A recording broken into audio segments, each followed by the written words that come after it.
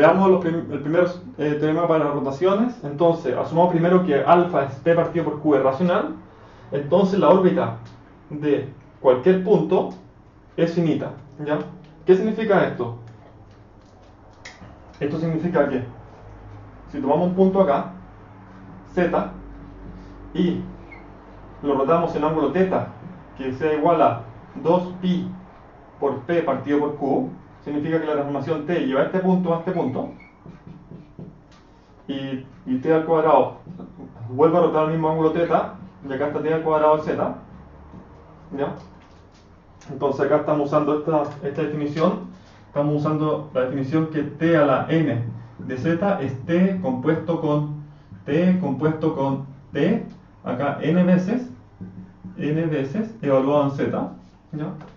Entonces la órbita corresponde a toda la trayectoria de este punto bajo la acción de t, es igual a este conjunto finito, donde primero está z, luego está 2pi p partido por q z, que es este punto de acá, z por e elevado 2pi y p partido por q, esto es z, esto es t de z, esto es t cuadrado de z, este punto de acá, y finalmente, y después de 2 de q menos 1, después de este término, si volvemos a multiplicar por e elevado a 2pi y p partido por q, volvemos a este término de acá. Por lo tanto, la órbita es finita. Por el contrario, si es que alfa fuese irracional, o sea, si es que acá estoy rotando un ángulo θ 2pi y por un número irracional, por ejemplo raíz de 2, entonces tenemos que para todo z en S1, para cualquier punto que me dé como inicial, vamos a tener que este conjunto es denso en S1. Eso significa que la órbita de cualquier punto es densa en N1 bajo la acción de rotación irracionales. Lo siguiente vamos a demostrar este teorema. Ver una nota, S1 es un espacio métrico con la distancia de x a y, es el mínimo entre los ángulos, que se forman acá, entre este ángulo θ sub 1 y el ángulo θ sub 2. Es posible demostrar que esto es una métrica cuando decimos que el espacio, que la acción de una rotación irracional es densa, vamos a asumir que es densa con respecto a esta métrica. Bueno, la demostración la vamos a hacer en dos partes. Para la primera parte, elijamos un x en S1 y un epsilon mayor que 0 cualquiera. Por el principio de Palomar van a existir k y m mayores o iguales a 0, tales que la distancia entre t a la de x y t a la m de x va a ser menor que epsilon, ¿ya? Como la distancia se preserva por las rotaciones, entonces la distancia entre x y t a la m menos k de x va a ser menor que epsilon. Ya vamos a hacer esto en la segunda parte para construir una órbita epsilon medio densa, ¿ya? Ahora, expliquemos cada una de estas partes. ¿Por qué esto es cierto? Esto es básicamente porque, ¿se imaginan acá S1? Acá está S1, entonces epsilon mayor que 0 puede no ser racional, pero podemos encontrar un racional, podemos encontrar, digamos, un P y un Q, esto que sea racionales, tales que 2pi P partido por Q sea menor que epsilon, ¿ya? Entonces podemos considerar ahora rotaciones en este ángulo, ¿ya? Entonces, rotaciones en ese ángulo, nosotros sabemos que la distancia entre estos dos puntos entonces va a ser menor que epsilon, y sabemos que como la rotación en este caso son racionales, las órbitas son finitas, ¿ya? Entonces tenemos ese ángulo, eso, y en algún momento acá se repite ahí. Y ahora, el principio de Palomar nos dice que si elegimos infinitos puntos dentro de un conjunto finito, entonces tienen que haber, por el principio de Palomar en realidad nos dice que este conjunto es n, y si cogemos, aquí hay, digamos, n trozos. Entonces si escogemos n más un elemento de estos n trozos, tiene que haber un trozo que incluya dos elementos, ¿ya? Entonces eso significa que tiene que haber un trozo acá que incluya dos elementos. Entonces tómense un x cualquiera, y empiezan a considerar t de x, t al cuadrado de x, y consideremos con un n más grande que el número de pedazos que aparecen acá. Entonces el principio de Palomar nos dice que va a haber un pedazo en el que van a haber dos de estos. Entonces va a haber acá un tk de x y acá va a aparecer un tm de x. Y por la elección que hicimos acá, significa que la distancia entre esos dos puntos es menor que epsilon, ¿ya? Eso explica esta parte.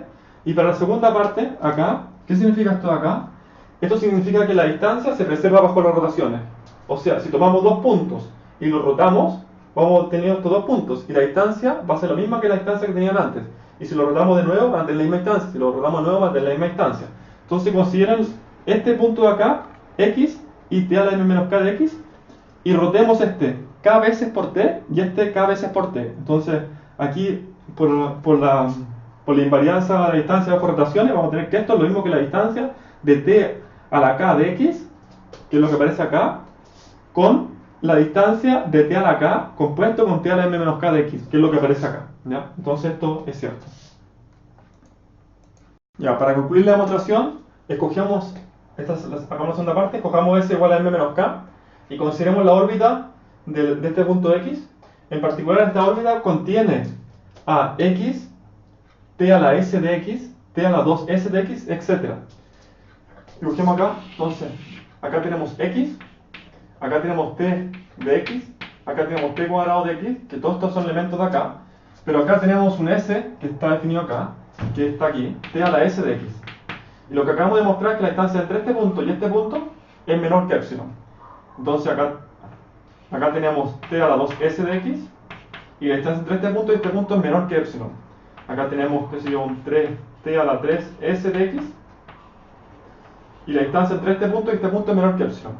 Esto significa que este conjunto de acá es epsilon denso, o sea, que los puntos de ese conjunto están a una distancia a lo más, o sea, esto significa que cualquier punto que nos demos en S1, cualquier punto que nos demos en S1 acá, va a estar a una distancia a lo más epsilon de alguno de los puntos de este conjunto, ¿ya?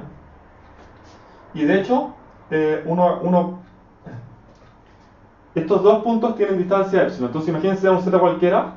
Ese z cualquiera tiene que estar a una distancia menor que epsilon medio de este punto o este punto, ¿ya?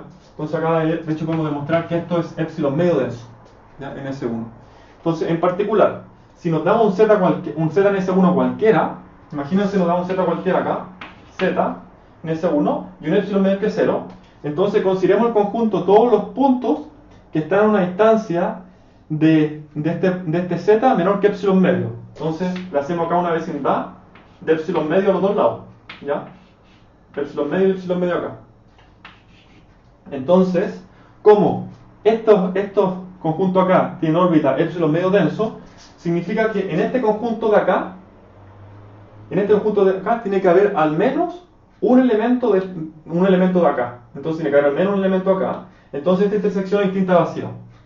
Como epsilon mayor que 0 es arbitrario, entonces significa que la órbita es densa.